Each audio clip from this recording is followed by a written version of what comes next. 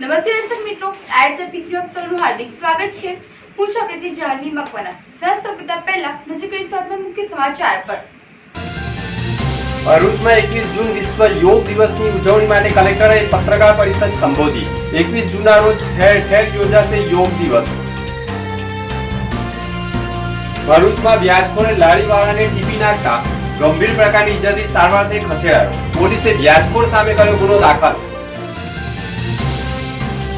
રતન તળાવમાં કાચબા અને માછલાઓના મોત બાદ ભાજપના જિલ્લા પ્રમુખ ઘટના સ્થળે। નગરપાલિકાને સૂચના આપતા ચીફ ઓફિસર પણ ઘટના સ્થળે પહોંચી સફાઈ શરૂ કરાવી। ભરૂચમાં વન નેશન વન ઇલેક્શનની જાગૃતિ માટે સેમિનાર યોજાશે। માહિતી આપવા માટે પત્રકાર પરિષદ સંબોધી। ભરૂચ શહેરના હૃદયસમા ગણાતા સ્થળ એવા ઐતિહાસિક રતન તળાવની હાલત અત્યારે ગંભીર બની રહી છે। વારંવારની રજૂઆત બાદ પણ તંત્ર ઊંઘતું રહ્યું છે। તળાવમાં મોતને ભેટેલા કાચબા અને માછલાઓના મામલે લોકોમાં અસંતોષ વ્યાપ્યો હતો। રજૂઆત ભાજપના જિલ્લા પ્રમુખ પ્રકાશ મોદી સુધી પહોંચતા તેઓ પણ તત્કાલ સ્થળ પર હાજરી આપી હતી અને ભરૂચ નગરપાલિકા ચીફ ઓફિસર સાથે મુલાકાત કરી અને તળાવના નવીનીકરણ અને સંપૂર્ણ સ્વચ્છતા અંગે તાકીદે પગલાં ભરવા સૂચનાઓ આપી હતી। આ રતન તળાવ માટે અત્યારે 9 કરોડની ગ્રાન્ટ મંજૂર થયેલી છે। અગાઉ પણ ગ્રાન્ટ મંજૂર થઈ હતી।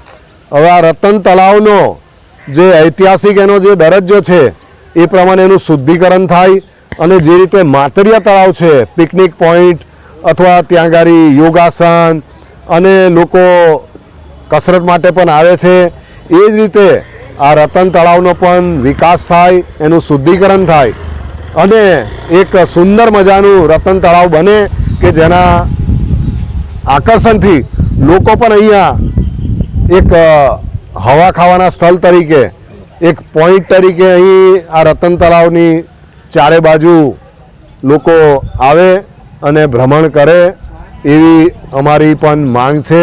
મારી લાગણી પણ આ રતન તળાવ સાથે જોડાયેલી છે કેમ કે હું પણ આ દાંડિયા બજારનો જ રહીશ છું। ભૃગુ ઋષિ મંદિરની પાસે જ મારું પણ નિવાસ સ્થાન હતું એટલે મારી અંગત લાગણી અને સંવેદનાઓ આ રતન તળાવ સાથે જોડાયેલી છે। પાલિકા પ્રમુખ વિભૂતિબા યાદવે પણ સ્પષ્ટતા કરી હતી કે તળાવમાં મોતને ભેટેલા જળચર જીવોને દૂર કરવાની કામગીરી ચાલી રહી છે। સાથે સાથે પાલિકાની ફાયરની ટીમ અને સેનેટરી વિભાગ દ્વારા તળાવની સફાઈની કામગીરી હાથ ધરવામાં આવી છે। વિશેષ રૂપે તળાવ માટે 9 કરોડથી વધુની ગ્રાન્ટ ફાળવવામાં આવી છે અને આ રકમનું તળાવનું બ્યુટિફિકેશન એટલે કે સૌંદર્યકરણ કરવામાં આવશે અને આધુનિકીકરણ પણ હાથ ધરવામાં આવનાર છે। નગરપાલિકાના પ્રમુખે કહ્યું હતું કે તાજેતરમાં ધારાસભ્ય રમેશ મિસ્ત્રી સાથે પણ તળાવ સંબંધિત વિષય ઉપર ચર્ચા થઈ રહી હતી અને સ્થાનિકોનો તર્ક છે કે દર વર્ષે રતન તળાવ માટે સરકારી ગ્રાન્ટો ફાળવતી આવે છે ત્યારે તળાવની દયનીય હાલત અત્યારે જોવા મળી રહી છે। ત્યારે દર વખતે ગ્રાન્ટ ફાળવવામાં આવે છે પરંતુ તે ગ્રાન્ટમાં કેટલો ઉપયોગ થાય છે અને કેટલી ખારીકી થાય છે તે પણ સવાલ ઊભા થયા છે। ભરૂચ નગરપાલિકામાં 2 દિવસથી રતન તળાવની આજુબાજુ જે પબ્લિક રહે છે એમની રજૂઆત હતી કે ત્યાંની રતન તળાવમાં મચ્છી અને કાચબાઓ મૃત્યુ પામે છે અને ત્યાં આગળ ગંદકી છે અને ધારાસભ્યને પણ રજૂઆત કરવામાં આવી હતી। એ ધ્યાનમાં લઈને નગરપાલિકાના મુખ્ય અધિકારી અને નગરપાલિકાની ટીમ સાથે રહીને નિર્ણય કરવામાં આવ્યો છે કે આજરોજ ત્યાં આગળ સાફ સફાઈ તળો પર ઉતારીને પવડીના માણસો સેનિટેશનના માણસોથી સાફ સફાઈ કરવામાં આવી રહી છે અને રતન તળાવ માટે આપણને ડેવલપિંગના 9 કરોડ રૂપિયા જે મળવાપાત્ર હતા એ મળ્યા છે। એને અનુસંધાનમાં પણ આપણે સાફ સફાઈ શરૂ કરી છે જેથી કરીને આપણે નવીનીકરણમાં વહેલી તકે આગળ વધીએ અને એ કામ પણ આપણે વહેલી તકે પૂર્ણ કરીશું। ભરૂચ જિલ્લામાં 21 જૂનના રોજ વિશેષ કાર્યક્રમનું આયોજન કરવામાં આવ્યું છે જેમાં સ્વસ્થ ગુજરાત મેદસ્વીતા મુક્ત ગુજરાતની થીમ સાથે આંતરરાષ્ટ્રીય યોગ દિવસની ઉજવણી કરવામાં આવનાર છે। ત્યારે ભરૂચ જિલ્લામાં જીએનએફસી ખાતે પણ સવારના 6 વાગ્યે વિશ્વ યોગ દિવસનો મુખ્ય કાર્યક્રમ યોજાનાર છે। આ કાર્યક્રમમાં અંદાજે 2500થી વધુ લોકોને કાર્યક્રમમાં જોડાવાના પ્રયાસો થઈ રહ્યા છે। વિશ્વ યોગની જાગૃતિ અર્થે ગુજરાત યોગ બોર્ડના અનેક યોગ ટ્રેનરો કામગીરી કરી રહ્યા છે જેમાં વિશ્વ યોગ દિવસની ઉજવણીમાં ગ્રામ્ય લેવલે શાળા કોલેજો અને નગરપાલિકા સ્થળે પણ લોકો પણ યોગ સાધના કરવાના છે। આ વિશ્વ યોગ દિવસમાં સહભાગી બનવા ભરૂચ જિલ્લાના નગરજનોને કલેક્ટરે અપીલ કરી હતી। આ પત્રકાર પરિષદમાં નિવાસી અધિક કલેક્ટર એનઆર ધાંધલ, પ્રાંત અધિકારી મનીષા માનાણી સહિત અધિકારીઓ ઉપસ્થિત રહ્યા હતા। ભરૂચના હાંસોટ પંથકમાં છેલ્લા 24 કલાકમાં 4 ઇંચ વરસાદ નોંધાયો છે। આ ભારે વરસાદના કારણે વિસ્તારમાં જળબંબાકારની સ્થિતિ સર્જાઈ ગઈ છે. હાંસોટથી કંટિયાજાળને જોડતા મુખ્ય માર્ગ ઉપર દંતરાઈ ગામ નજીક જ ખાડી પુલની કામગીરી ચાલી રહી છે. આ કામગીરીના કારણે બતાવવામાં આવેલા ડાયવર્ઝન પરથી વન ખાડીનું પાણી ફરી વળ્યું છે. પરિણામે માર્ગ વાહન વ્યવહાર માટે સંપૂર્ણપણે બંધ કરી દેવામાં આવ્યો હતો. માર્ગ બંધ હોવાથી આસપાસના ગામોના લોકોને મુશ્કેલીઓનો સામનો કરવો પડી રહ્યો છે. હવામાન વિભાગે પણ આગામી દિવસોમાં ભારે વરસાદની આગાહી કરી હોવાનું પણ તંત્ર કહી રહ્યું છે. જાડેશ્વર જલારામ મંદિર ખાતે પંચાલ સમાજ દ્વારા જલારામ મંદિરના સભાખંડમાં અમદાવાદ ખાતે વિમાન દુર્ઘટનામાં મૃત્યુ પામેલા તમામ લોકોને શ્રદ્ધાસુમન અર્પણ કરી શ્રદ્ધાંજલિ પાઠવી હતી. જેમાં ખૂબ મોટી સંખ્યામાં પંચાલ સમાજના ભાઈ બહેનો ઉપસ્થિત રહ્યા હતા અને કેન્ડલ માર્ચ થકી વિમાન દુર્ઘટનામાં મૃત્યુ પામેલા તમામને શ્રદ્ધાસુમન અર્પણ કર્યા હતા અને શ્રદ્ધાંજલિ પાઠવી હતી.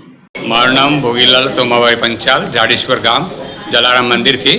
અમે આજે અમારા પંચાલ જ્ઞાતિના સૌરભ મંડળના ભાઈઓ અને બહેનોએ ભેગા મળી આપણે જે ગયા ગુરુવારે 12 તારીખે અમદાવાદમાં વિમાનની જે દુર્ઘટનામાં જે આત્માઓ ગુજરી ગયા છે, સ્વધમ ગયા છે, એમના આત્માને શાંતિ મળે એને માટે એક અમે નાનો એમને પ્રોગ્રામ શ્રદ્ધાંજલિનો કાર્યક્રમ રાખેલો છે.